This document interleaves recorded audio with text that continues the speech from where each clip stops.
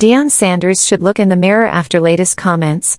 The Colorado Buffaloes are now 2-3 after losing a very winnable game at home against the number 25 BYU Cougars this past weekend. The Buffs had their chances. In fact, they went into halftime with a 14-10 lead.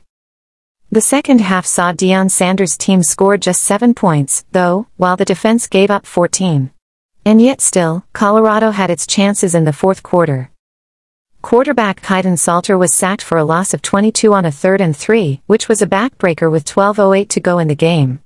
BYU then missed a field goal, but the Buffaloes' final 2 offensive possessions ended in a punt and an interception. Deion Sanders passed the responsibility of a coach on to his players. After the game, Sanders suggested that he felt his team was better than BYU but just couldn't live up to the big moments in the game.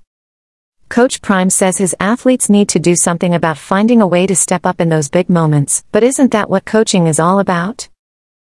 He's essentially passing the buck on this massive responsibility, especially when considering the fact that most, if not all, of these players are in Boulder specifically to receive a high level of coaching and instruction from him. Pat Shurmur calls the offense. Robert Livingston calls the defense. It's Sanders who is supposed to be the CEO of the team.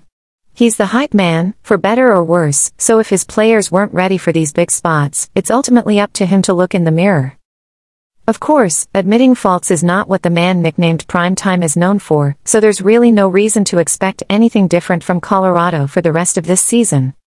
Now ranked 15th out of 16 teams in the Big 12, up next for the Buffs is a 3-1 TCU team.